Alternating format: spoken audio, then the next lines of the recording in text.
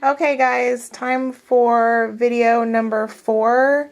This is going to be the sewing portion. So I just wanted to show you kind of what I had set up before I put the camera on the tripod and get started sewing. So I have a bunch of little random pieces of fabric and some trim. And I have little pieces of paper and some felt and some painted paper, pattern paper, transparencies. And then on the floor, because you gotta make room for everything, some big pieces of fabric that I want to use and some big pieces of paper. So let's get started. Okay, here is my gangsta sewing. It is gangsta because I have no idea how to sew. I screw up 100 times on every project that I make. My sewing machine messes up and I don't know how to fix it. But in the end, it looks messy and perfect just the way I like it. This first piece, I just stacked. The green part is the what's it called? Drawer lining, I think. I think that's what it's called. It's the non-skid pads. It wasn't super easy to sew over because it kept getting stuck in the feed dogs, but whatever, it's okay. And then on top of that is a little scrap that I'd had, and then the pink is some vinyl that I'd gotten a swatch from a fabric store for another idea. And then the word that I sat down was just printed off on regular computer paper because I wanted to see how it looked. And then now I'm just free motion sewing on it. Throughout the video, I'll switch over and over again between my free motion foot and my regular foot. On this one, I'm just using a regular presser foot and doing straight stitches, and I'll do some zigzag stitches. None of my lines are straight. I don't really know if I could sew a straight line if I tried, but This one is an envelope and then a piece of Martha Stewart paper and then a piece of fabric that I got in a messy kit from Melissa Burke, and then a tag that just came out recently from a scrapbook company, I forget which one. And then I sewed on the little felt piece. I've been asked a couple times what kind of needle I use. So, a little technical difficulty there with the voice recording. I used to use just a regular needle, and then somebody had said that I should use a denim needle. So when it was time to change my needles, then I just went ahead and bought denim needles. So I'm actually sewing with a denim needle. I think that a regular needle works just as good. That's my personal opinion. Your opinion might be different. I don't know. On this one, I'm just kind of outlining the tree with regular straight stitches, and it's really cool because then there'll be a stitched tree on the other side instead of a sprayed and stitched tree. So that made me happy. Gangsta sewing in general makes me happy. So then on this, I have a bunch of decorative stitches on my sewing machine. So I usually just pick one, test it out, make sure it's going to look okay. And then that's what I'm going to do along the outside edge of this one.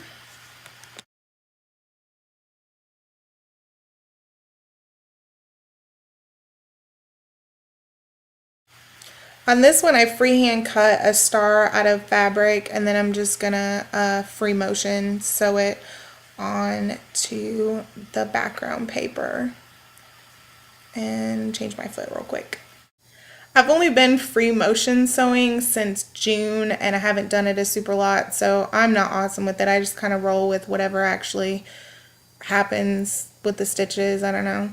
This is computer printed out fabric paper, and all I did was go online. I went online to dafont.com. I'll put a link up, and printed off all these words onto the fabric paper, and then you just take the backing off, and I cut it up, and then I'm going to sew it onto my project. I think it adds a really cool dimension. I don't know, it's just really cool that you can print off any words you want, or numbers, or quotes, or pictures or pretty much anything. I love the fabric paper and I use it quite a bit. It's pretty thin and it unravels, so maybe that might just be the brand that I bought. I think the cheapest brand, cheapest one, cheapest. But I like that it frays at the edge and stuff, and I don't know, it makes me happy. So then when I got it all done, I just sewed it onto the pages with a zigzag stitch.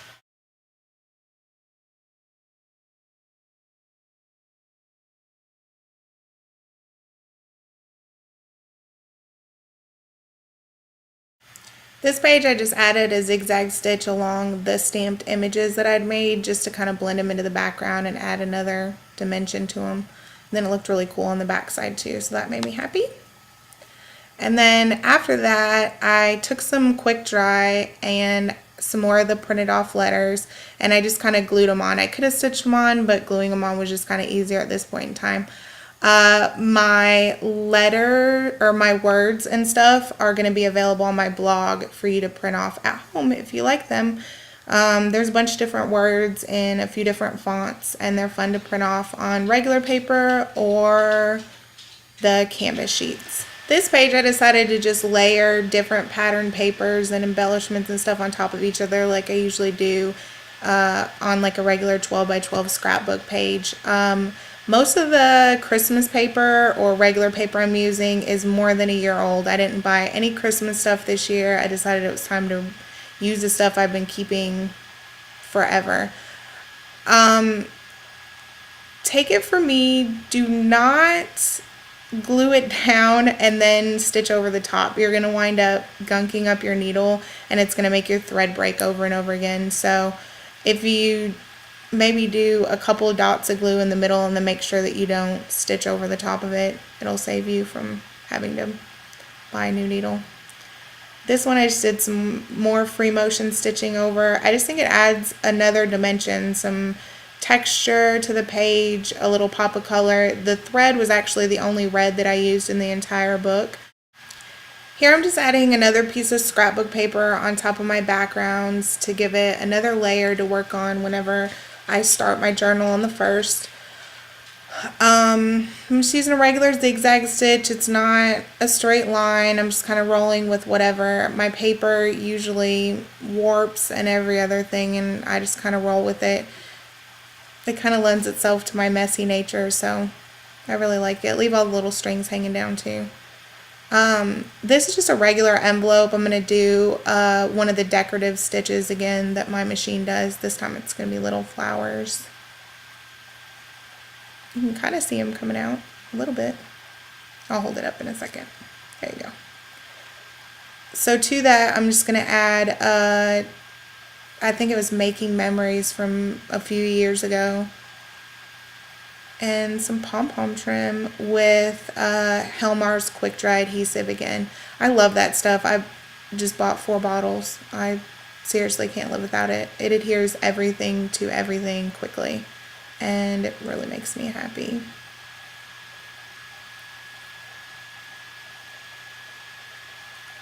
So this, I'm just going to make some kind of corners on the yeah, totally lost my train of thought there.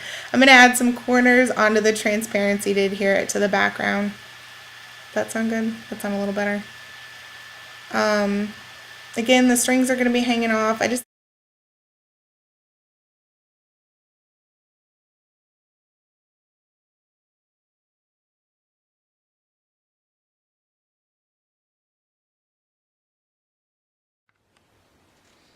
Okay, I just wanted to do a little progress report to kind of show you what the pages look like so far. And they're kind of in the order that I believe that I'm going to actually bind them in. So here's the first page.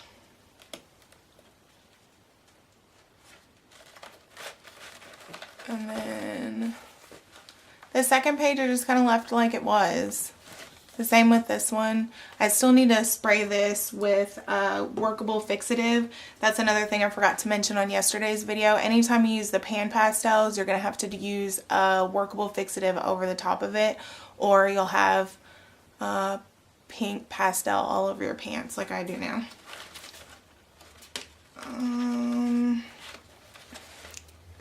This page I want to change up a little bit, but I think I'm just going to wait until I actually sit down to do the page because I don't know, I just couldn't figure out what I wanted to do with it. Transparency.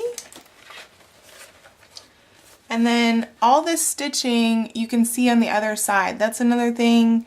You just want to kind of make sure that you're paying attention to where it's going to be and if it's really going to matter. To me, it never really matters. I left that page alone. I kind of like it. I'll probably wind up adding paper or whatever to it whenever I get started. These two also stayed the same.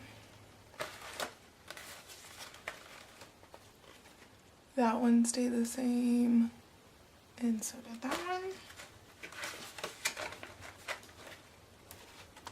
That one stayed the same, but I actually might go back and sew on that one. This is my second favorite page. Oh, happy. These stayed the same.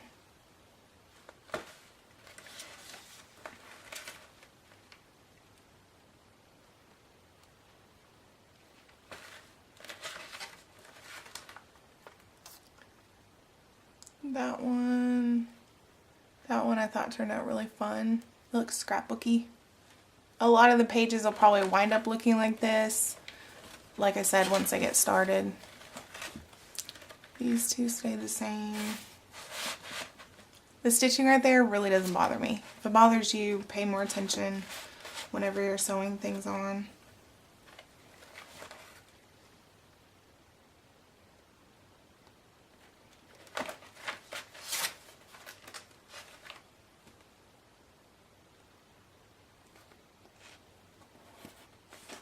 And I decided whenever I start working on it, I'll do a before and after shot of the pages. I just think that'll be cool. So I stitched that on, stitched this on, and then it left a really cool tree and a star on the back. Okay. Okay, that's it for today. I hope you enjoyed the gangsta sewing, which really wasn't a lesson, but more just my madness. Tune in tomorrow where we're going to make the fabric pages, the front and inside covers, and sew it all together. And then the next video will be the binding, and the last one will be doing the really cool ribbon edge along it. Okay? Create what makes you happy. Bye.